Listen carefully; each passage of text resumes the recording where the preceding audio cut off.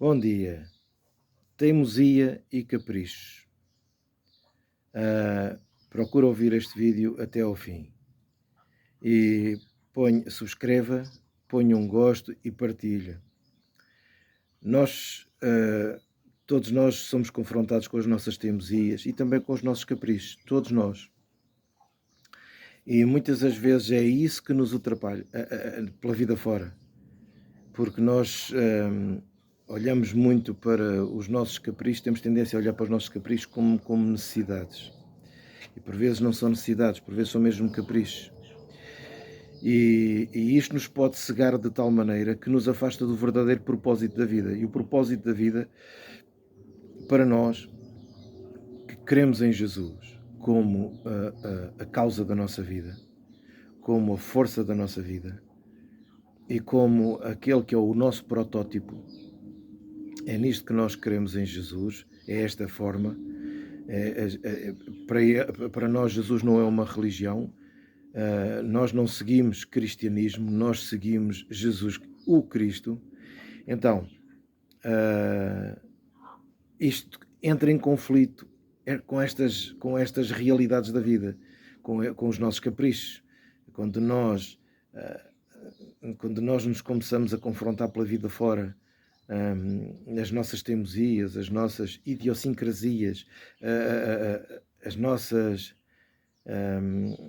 como é que eu ia dizer, as nossas particularidades manhosas.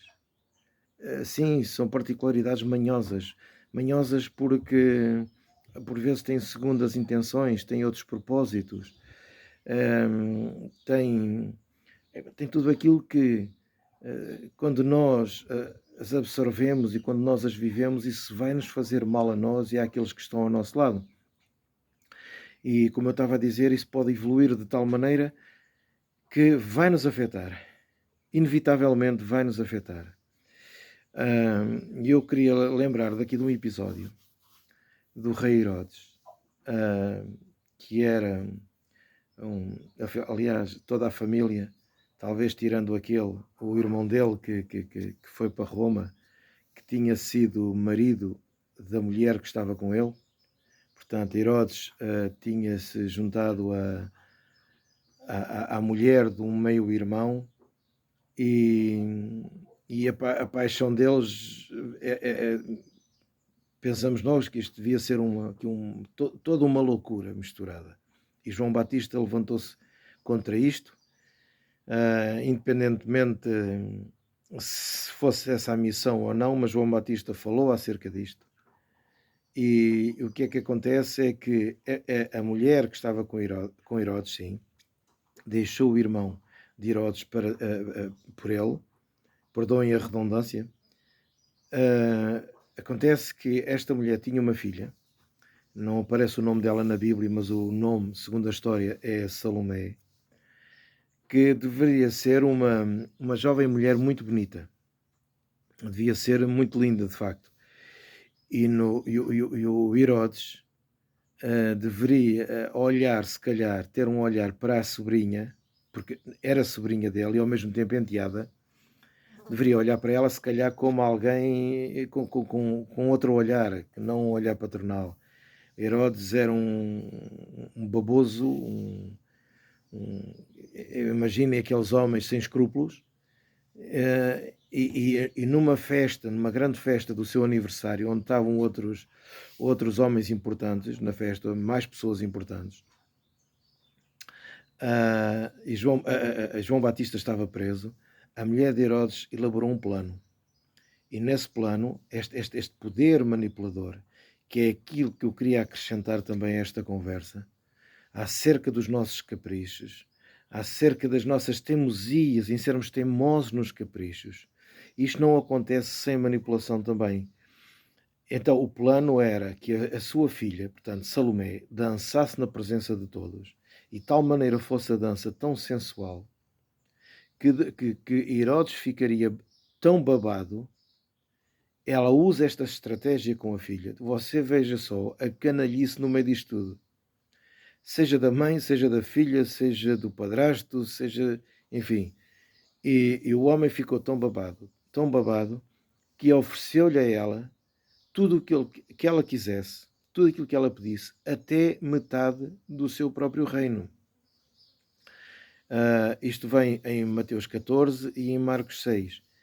E a miúda, já instruída pela mãe, pediu-lhe a cabeça de João Batista num prato, numa bandeja. E assim foi feito. Ele ficou meio triste porque João Batista era tido como alguém de quem o povo gostava e nesse sentido, no aspecto político da coisa, ainda hoje é assim, João Batista também lhe convinha, portanto não lhe convinha a ele matar João Batista. Mas como ele tinha posto a sua palavra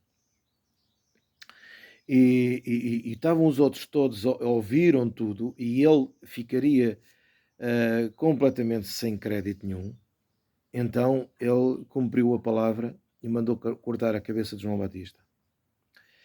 E tudo isto acaba por ser uma desgraça. Tudo isto é miserável.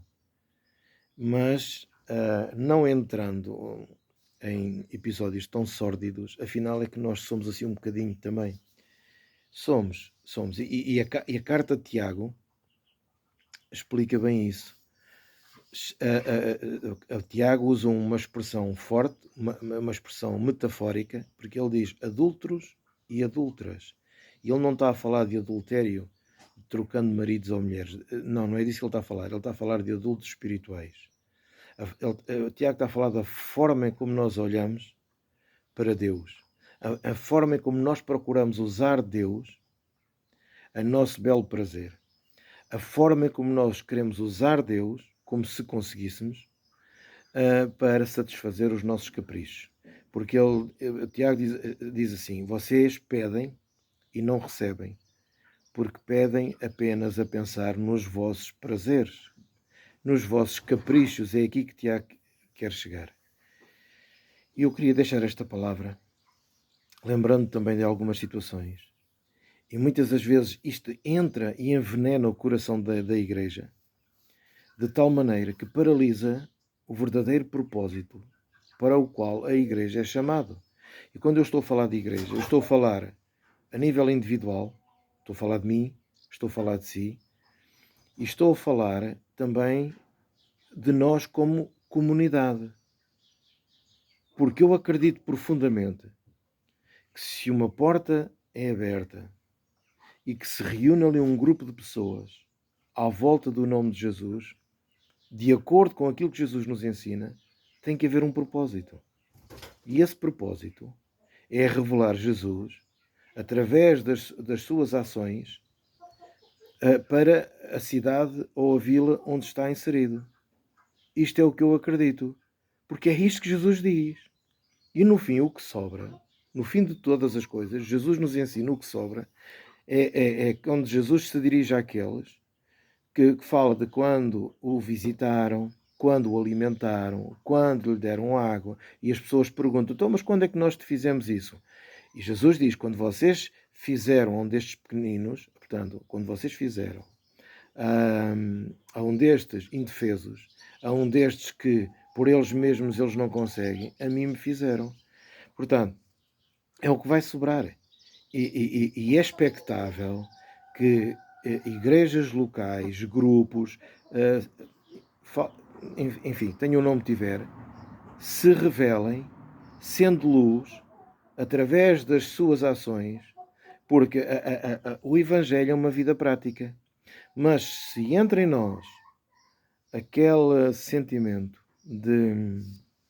diz que eu acabei de falar, de elevar os nossos caprichos. Vou-vos dar o exemplo. Muitas das vezes nós ouvimos o Salmo 37 desta forma, que Deus vai realizar todos os desejos do nosso coração. No mesmo versículo diz, deleita-te no Senhor. Deleita-te no Senhor, tem prazer no Senhor, firma-te no Senhor, faz do Senhor a tua rocha, não é? Mas, muitas das vezes, os crentes só fixam a parte, ele realiza os desejos do teu coração. Isto, meus amigos, quando eu olho muitas vezes para estes tipos de orações e a forma como é dito, eu vejo caprichos. Capricho. E quando nós queremos ser teimosos nos nossos caprichos, o que acontece é que o Espírito de Deus não se move aí. Ele pode se mover onde Ele quer. Ele vai se mover porque Ele é livre, Ele é Deus. Mas nós não podemos manipular Deus. Eu vou usar esta palavra. Deus não é manipulável. Deus não é obrigado a concordar com tudo aquilo que nós façamos ou digamos. Deus não é manipulável. Então, não se engane. Não se engane. E não deixe de perder o foco, de perder a visão. E a visão é dobrar os joelhos do nosso orgulho, dobrar os joelhos dos nossos caprichos e pedir a Deus direção para as nossas vidas, para que seja o Espírito Santo a inspirar a Igreja a nível de comunidade e a nível individual, para que seja o Espírito Santo a inspirar, a fortalecer e a conduzir a Igreja, porque é isto que Jesus nos ensina, para ir de encontro às pessoas e tocar outros corações e sermos uma bênção na vida de outros. Não é para sermos... Jesus nos ensina que nós somos abençoados abençoando. Porque nós somos mesmo chamados para isto. Nós não somos chamados para ter cultos e cruzar os braços. Nós somos chamados... Somos hebreus no real sentido da palavra. Não somos hebreus de sangue, mas somos hebreus no significado. E a palavra hebraica, no seu significado, é como se fôssemos caminhantes. Nós estamos num caminho e não paramos. Daí que o Evangelho é algo de prático, não são doutrinas. O Evangelho é algo de prático.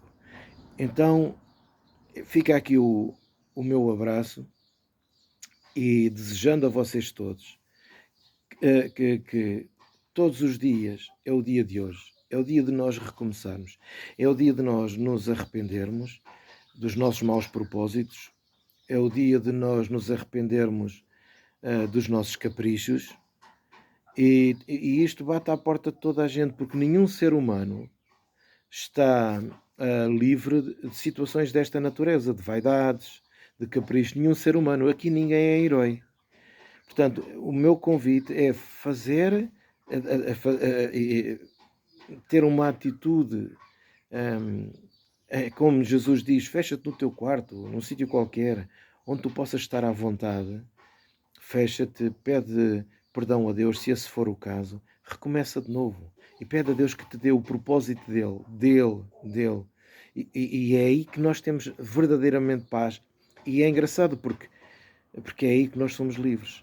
Nós achamos que somos livres fazendo o que queremos. Não. Quando nós fazemos apenas o que queremos, quando nós damos por isso, já temos problemas de consciência. Porque há coisas que nós queremos, que não, nós sabemos dentro de nós que não estão corretas. Há coisas que nós pensamos que nós sabemos que não estão corretas. Então não podemos fazer tudo o que queremos. E não é uma questão de lei, de não poder. Não, é uma questão de vida.